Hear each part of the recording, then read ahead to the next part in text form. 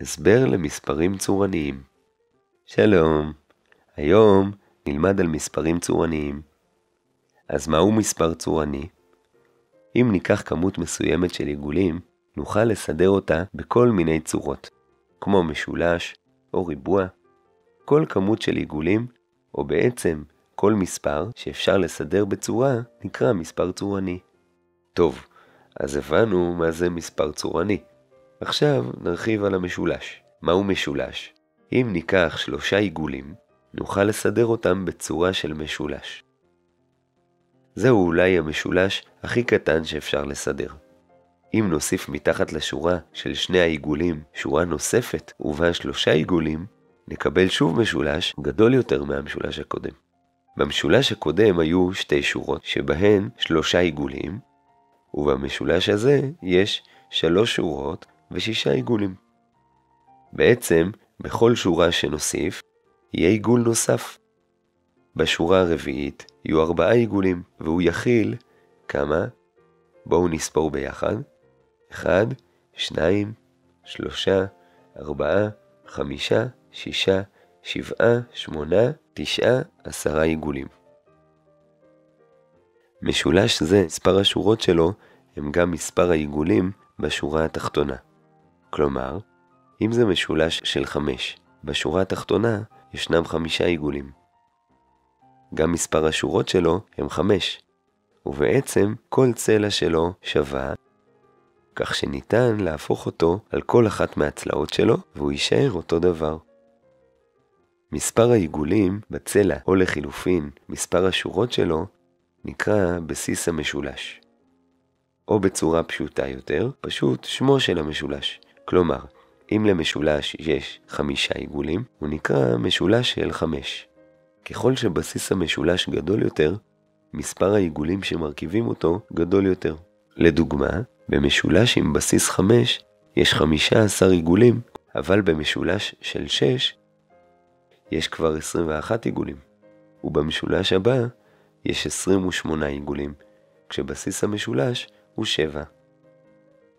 עכשיו, שלמדנו מהם משולשים, חשוב גם להבין מהם לא משולשים. אם ניקח מספר שאינו משולש, לדוגמה 20 עיגולים, וננסה לבנות משולש, נגלה שחסרים לנו עיגולים.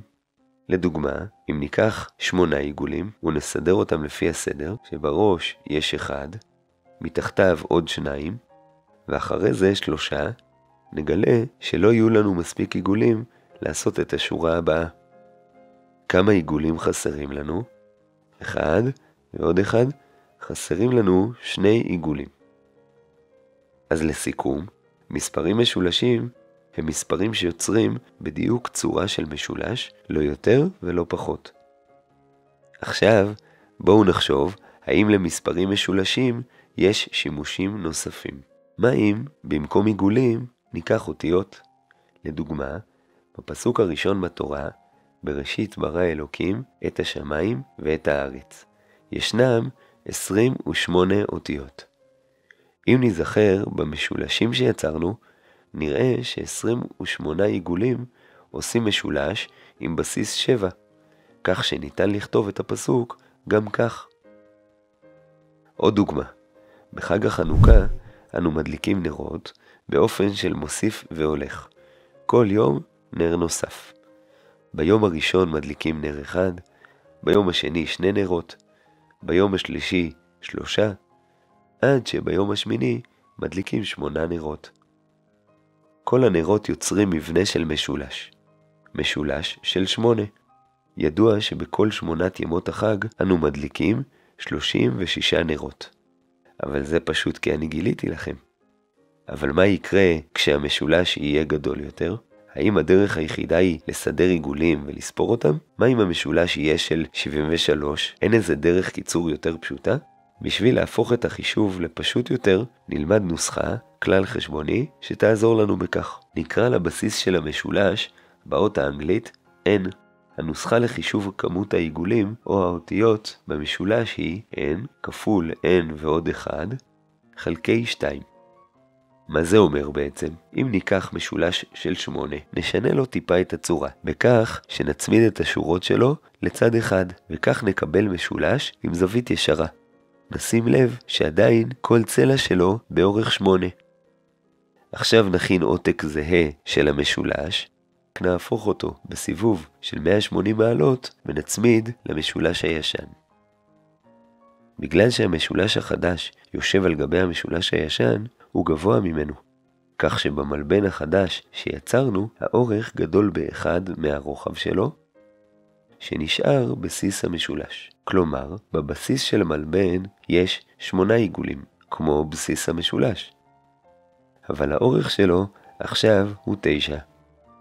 שטח של המלבן קל מאוד לחשב. אורך כפול הרוחב. ובמלבן שלנו תמיד האורך יהיה בסיס המשולש ועוד 1, או בקצרה n ועוד 1.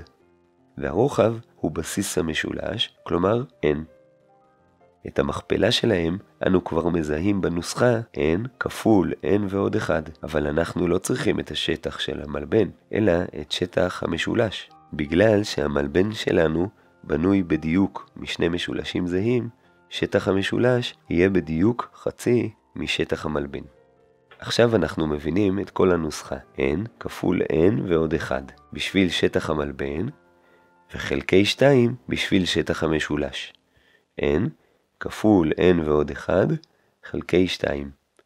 פשוט מאוד.